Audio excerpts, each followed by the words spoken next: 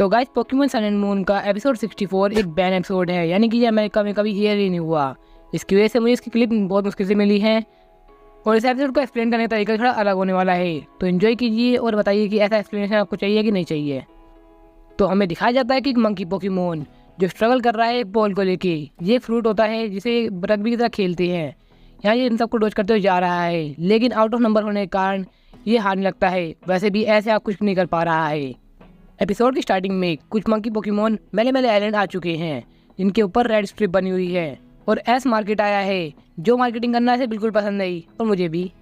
लेकिन यहाँ पर एनेला देखती है कि वो रिटर्न इवॉल्व हो चुका है टोरा कैट में, जिसके रिवॉर्ड में ये कुछ फल देती है उन्हें खाने के लिए। तभी एस के ऊपर एक फल फेंक के कोई मारता है। हमें पता लगता है कि ये वही मंकी पोकेमॉन्स हैं। तब रोटो बताता है स्पेसिमेन मंकी पोकेमॉन इस जंगलों में रहते हैं और उन्हें फल के साथ खेलने में बहुत नया मजा आता है। जिस फल के साथ ये खेल रहे थे वो मिस हो जाता है और ये रावलेट को पकड़ के खेलने लग जाते हैं। एस बोलता है कि तुम्हारा फल ये रहा, तुम ये ले लो और मुझे वो दे दो। उतनी देर में पीछे कुछ और स्पेसिमेन आते हैं जिनके ऊपर रेड स्ट्रिप होती है और ये काफ़ी खतरनाक लग रहे होते हैं। फिर यहाँ का मैच चलता है, लेकिन एट दी एंड वो हार जाता है और एस के बॉल चल जाती है। वो फल उनको दे देता है, जिसके बाद वो हारे हुए फील करते हैं और वो पोकेमॉन अपने आप को जीता हुआ फील करते हुए चले जाते हैं। फिर यहाँ पर ऑफिसर जैनी आती है और बताती है यहाँ पर वही रेड बंस स्पेसिमेंस आ चुके हैं जो उनके ग्रुप का नाम होता है। ये में ताली मचाते हैं। एस को बताते हुए वो देखते हैं कि वो वोकिंग का भी घायल हो चुका है, जिसके उसका इलाज चलता है। नर्स जो है ऑफिसर जैनी से बात कर रही होती है और बताती है कि घबराओ मत, ये ठीक हो जाएगा। तब एस घर जाता है और अगले दिन स्कूल में बताता है कि कैसे उसने ये सब देखा और क्या क्या फील किया उन्होंने जब पोकेमॉन खेल रहे थे। किया ये बताता है कि रेड वाले तो हमारे यहाँ पर रहते हैं, यानी कि वो अकाले आइलैंड से आए थे मेले मेले आइलैंड में, और हो सकता है कि फार्म में जो तबाही मचाई थी वो उन्होंने मचाई होगी। तब प्रोफेसर को भी कंफर्म करते हैं कि तुमने सही कहा, वो अकाले आइलैंड से आए हैं और जो खेल वो खेल रहे थे उसी लीडर डिसाइड होता है। तब ऐसे रियलाइज करता है कि उसकी वजह से उस पोकेमॉन की लीडरशिप चली गई है, जिसके बाद वो ऑफिसर जैनी से मिलने जाता है जो एक टाउन में रहती है। ऑफिसर जैनी बताती है कि इस ग्रुप में जो लीडर था उसका नाम टाइनी है, जो काफी अच्छा पोकेमॉन है और स्पोर्ट्स खेलता है, जंगलों में रहता है। लेकिन जो तुमने दूसरे स्पेसिमेंस देखे थे रेड स्ट्रिप वाले, उनका नाम रेड बंस है, जिसके लीडर का नाम क्लो है, जिसके ऊपर स्कार लगा हुआ है, जो अब उनका लीडर हो चुका है, यानी कि वो इसके पूरे ट्रुप पे काबू कर सकता है और वो तबाही मचाता रहता है, जिसकी वजह से हमें गार्ड बढ़ाने पड़ गए हैं। हो सकता है कि ये अगले आइलैंड पे जाए अपने इन ट्रुप को लेके और वहाँ पर अटैक कर दे। फिर इसको रियलाइज होता है कि उसकी गलती बहुत बड़ी हो चुकी है, जिसके बाद उन्हें मोटिवेट करने जाता है, लेकिन उसकी सुनते ही नहीं है। ऑफिसर जैनी बताती है ये प्रॉब्लम स्पेसिमेंस की है, इतनी ह्यूमन दखल नहीं दे सकते। तो अगले दिन स्कूल में एस उन्हीं मंकी से स्टाइल कर रहा होता है। किया भी कहता है कि आज तुम्हें क्या हो गया है, लेकिन उसे कोई फर्क नहीं पड़ता है। वो सिर्फ ये दिखाता है कि हमें उनको ट्रेन करना होगा।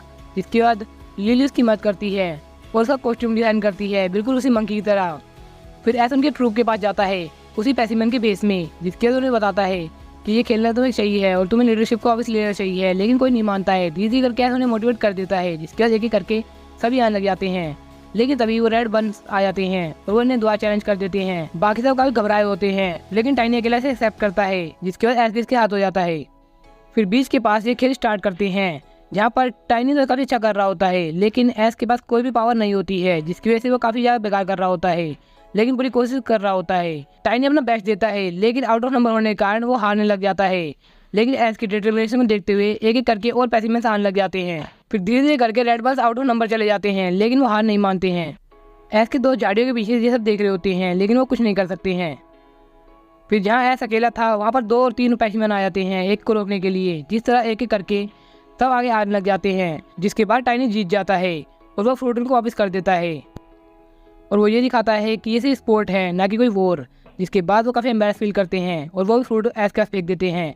एस उन्हें कैच कर लेता है। तब वो डिसाइड करते हैं कि एस इनका नया लीडर बनने वाला है, जो लारा कंफर्म भी करती है, और वो एस को लेके जंगल में चले जाते हैं और पिकाचू बाहर से देख रहा होता है। रात को प्रोफेसर के घर पे एस के सभी पोकेमॉन बाहर होते हैं। प्रोफेसर कहते हैं घबराओ मत, वो आ जाएगा, लेकिन वो काफी उदास होते हैं। थोड़ी देर के बाद एस की आवाज आती है और वो देखते हैं कि बहुत सारे स्पेसिमेंस अब आ चुके हैं, जिनका लीडर सिर्फ एस है, और ये एपिसोड फनी वे में ही खत्म हो जाता है। तो इस एपिसोड में डिस्कस करने की कोई बात है नहीं, चलो बात कर लेते हैं कि ये बैन क्यों हुआ। क्योंकि यहाँ पर ब्लैक कलर का यूज़ किया गया, जो जीन्स के लिए यूज़ किया गया था, जिसकी वजह से ये बैन हो गया है। अमेरिका में ये सब चलता रहता है, इसके बारे में ज़्यादा बात नहीं करेंगे, आपको पता होगा जीन्स के साथ क्या हुआ था। यहाँ स्पेसिमेन का डेब्यूट हुआ है, यानी कि एक और अलोला पोकेमॉन को डेब्यूट दिया गया है। इसके अलावा उसके लिए एक स्पोर्ट्स व्यू रखा गया है, जो अलोला का ट्रेडिशन डिफाइन करता है।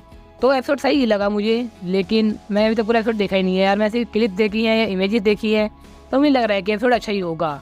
तो मैं से दूंगा 10 आउट ऑफ 8 रेटिंग। वैसे रेटिंग देना मेरा बनता नहीं है, लेकिन तब भी रख लो यार।